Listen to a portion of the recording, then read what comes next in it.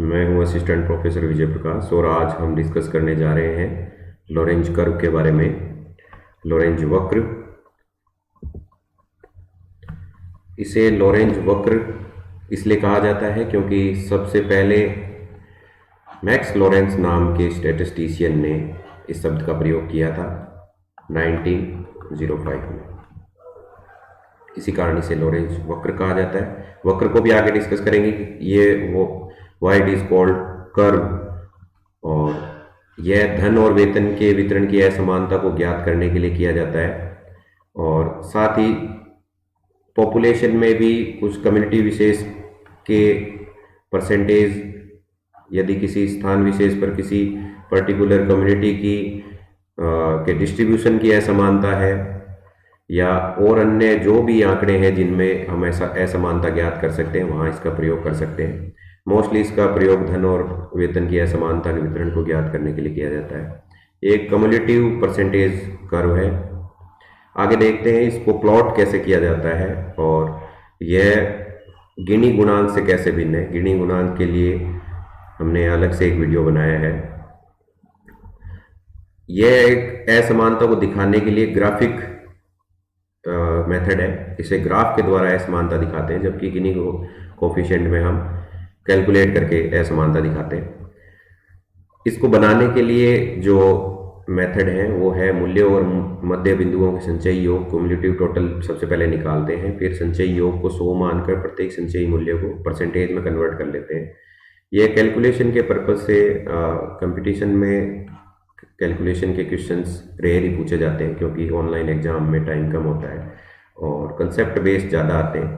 तो ऐसे में हम देखते हैं कि इसको जो इसके दो आधार जो महत्वपूर्ण जो चीज़ है वह है इसके वाई एक्सिस और एक्स एक्सिस पे हम क्या प्लॉट करते हैं और असमानता कैसे ज्ञात करते हैं।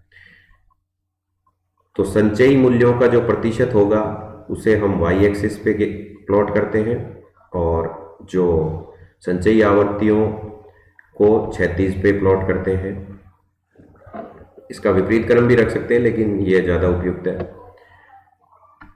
एक चीज़ हमें याद रखनी है, लास्ट टाइम कॉलेज लेक्चर के एग्जाम में ये पूछा भी गया था कि वाई एक्सिस का मान जो है वह कहाँ से स्टार्ट होता है और एक्स एक्सिस का मान कहाँ से स्टार्ट होता है। तो हमें ये ध्यान रखना है कि जो वाई एक्सिस का मान है वह 0 से स्टार्ट होकर के 100 तक जाता है और यहाँ से 0 से 100 की तरफ बढ़ेगा, और जो एक्स एक्सिस का मान है वह 100 से 0 की तरफ जाता है। ये एक्स एक्सिस है। हाँ, ग्राफ किसी भी तरह बनाया जा सकता है। आपने देखा होगा कि बहुत सी बुक्स में इस तरह से ग्राफ बनाया हुआ है और कुछ बुक्स में ऐसे बनाया हुआ है, लेकिन इससे कोई फर्क नहीं पड़ता है। आपके ग्राफ में यह जो पॉइंट है वहाँ पर एक्स एक्सिस का मान 100 होना चाहिए और इस तरफ वो 0 होना चाहिए, और साथ ही वाई एक्सिस पे वैल्यू ऊपर की तरफ बढ़नी चाहिए। आप ऐसे भी बना सकते हैं, आप ऐसे ही बना सकते हैं। अब एक बात गौर करने वाली है, वो है 45 डिग्री की जो लाइन है, वो ये जो आपकी लाइन है 45 डिग्री की, यह पूर्णतः समानता को दिखाती है, कंप्लीट इक्वलिटी। और इसके सारे कोई भी वैल्यू होगी, वह अगर कोई भी वितरण है उसका अगर वैल्यू इस लाइन पे आती है तो उस आंकड़ों में कोई असमानता नहीं है, वहाँ पूर्णतः समानता पाई जाती है। और इससे जितना दूर कोई वैल्यू जाएगी वो उस डिस्ट्रीब्यूशन में उतनी ज़्यादा असमानता है। जैसे एक सपोज करें कि अगर ये लाइन और ब्लैक लाइन और रेड लाइन में जो अभी मैंने खींची है, इसमें रेड लाइन में असमानता ज़्यादा है। ये जो डिफरेंस जितना ज़्यादा होगा उन आंकड़ों में उतनी ज़्यादा असमानता होगी, और इस लोरेंज कर्व का उद्देश्य भी असमानता ज्ञात करना है। और साथ ही प्लॉट करते समय हमें ये ध्यान रखना है कि जो 10% की जो डिफरेंस है वो 1 सेंटीमीटर से दिखाना उपयुक्त रहता है। यह भी क्वेश्चन पूछ सकते हैं। ये जो आइडियल जो परसेंटेज का डिस्ट्रीब्यूशन है उनके बीच में जो गैप है जो ग्राफ का, वो 1 सेंटीमीटर होना चाहिए। एक एग्जाम्पल से देखते हैं कि लोरेंज कर्व में हम कैसे वैल्यू को प्लॉट करते हैं और ये कैसे उपयोगी है समानता निकालने के लिए। आपने सुना होगा कि इंडिया में जो टोटल जो धन है उसका 90% जो धन है वो 10% लोगों के पास है। जो टोटल इंडिया के जो टॉप बिजनेस टाइकून्स हैं, जो धनाढ्य लोग हैं, वो 10% हैं, उनके पास में पूरे देश का 90% धन है। तो ऐसे में आय की असमानता बहुत ज़्यादा है। और यदि हम इसे प्लॉट करें तो इसका जस्ट विपरीत भी यही हुआ कि 90% लोगों के पास में सिर्फ 10% धन है। इसे हम ऐसे भी कह सकते हैं। ऐसे में यदि हम एक्स एक्सिस पे लोगों को माने, पीपल ऑफ इंडिया, और वाई एक्सिस पे हम वेल्थ को माने, total wealth of the nation, इसे प्लॉट करने के लिए हम जैसे 90% लोगों के पास में 10% धन है टोटल। तो अब इसे यदि हमने एक ही आंकड़ा लिया है समझाने के लिए, बाकी इसमें कम्युलेटिव भी हाँ हम लेते हैं। अब इसे यदि हम फ्री हैंड से मिलाएंगे, ऊपर की तरफ इसे यहाँ जोड़ते हैं, ऐसे में आप खुद आंकड़ों से जान सकते हैं कि 90% और 10% का जो डिफरेंस है बहुत ज़्यादा है। ऐसे में इसे प्लॉट करने पर यह जो आय की असमानता है वह बहुत ज़्यादा है, वो आंकड़ों से भी हमें पता लग रहा है। बाकी ये ग्राफ जो हम बनाते हैं लोरेंज कर्व का, वह भी असमानता को दिखाने के लिए ही होता है। ऐसे में ये इक्वल लाइन से जितना ज़्यादा दूर होगा उतनी ही असमानता होगी। और जो 45 डिग्री की हमारी लाइन थी, उसको बनाने का उद्देश्य ये होता है कि आप खुद अगर टोटल को एक्चुअल जो समानता है वह यदि हम देखें तो वह यह होनी चाहिए कि 10% लोगों के पास में टोटल देश का 10% धन हो, 20% जो जनता है उसके पास में 20% पैसा हो देश का, 30% के पास में 30% हो। ऐसे में यदि हम इसे प्लॉट करें तो 10% लोगों के पास में 10% का, 20% लोगों के पास में 20% धन, ये यहाँ से, और 30% यदि हम देखें तो 30% यहाँ आएगा, ये इसका है। 30% लोगों के पास 30%, ऐसे यह लाइन 45 डिग्री की पूरी 100 तक जाएगी। लास्ट में यहाँ पर 90% लोगों के पास 90% पैसा। ऐसा रेयर ही मिलता है, अगर ऐसा मिलता है तो वह प्रॉपर इक्वलिटी है, अन्यथा हमें लोरेंज कर्व की मदद से वह निकालनी पड़ेगी। ग्राफिक डिपिक्शन है असमानता का।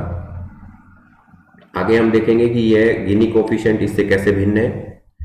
एक बार पिछले साल के आए हुए क्वेश्चंस को डिस्कस कर लेते हैं। लास्ट टाइम ये क्वेश्चन आया था और पूछा गया था कि लोरेंज कर्व में जो लाइन ऑफ इक्वल डिस्ट्रीब्यूशन है, जो सम वितरण की रेखा है, वह that joins the percentage point of X and Y axis, अर्थात जो ये वाली जो लाइन है 45 डिग्री की लाइन ऑफ इक्वल डिस्ट्रीब्यूशन, यह है एक्स और वाई एक्सिस पे रिस्पेक्टिवली क्रमशः क्या शो करती है। तो यहाँ पे ये लाइन शुरू होती है और यहाँ से ये लाइन यहाँ पे खत्म होती है। तो ऐसे में एक्स एक्सिस का पहले पूछा है तो ये यहाँ 0 से शुरू हो रही है और यहाँ वाई एक्सिस पे ये 100 पर खत्म हो रही है। तो दोनों को 0 से लेकर के 100 को ये टच कर रही है। तो right answer would be 0 and 100। इसी तरह एक क्वेश्चन पूछा गया था, क्वेश्चन आसान था। Lorentz curve is a graphical expression of, जिस माप की रैखिक अभिव्यक्ति है वह है अपकिरण की। डिस्पर्सन यह बताता है असमानता को, अपकिरण या असमानता सेम चीज़ है, तो यह डिस्पर्सन को बताता है। ऐसे कुछ वर्ड्स आपको याद रखने पड़ेंगे, हालांकि हर बुक में यह शब्द यूज किया गया है, अपकिरण और डिस्पर्सन। साथ ही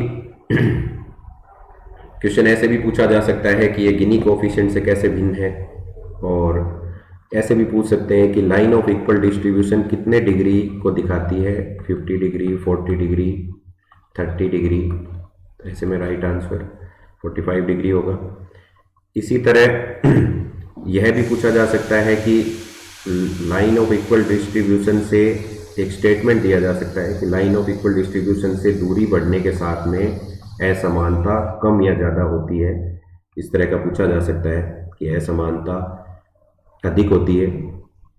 और साथ ही इस तरह का क्वेश्चन भी पूछा जा सकता है कि दो फैक्ट्रीज के बीच में दो फैक्ट्रीज हैं, ए और बी फैक्ट्री, इसके यहाँ जो कर्मचारी हैं इनके जो वेजेस मिलती है, इनके तनख्वाह को कि असमानता कौन सी फैक्ट्री में ज़्यादा है, इसका कैलकुलेशन करने के लिए ग्राफिक पद्धति के लिए कौन सा मेथड उपयुक्त रहेगा।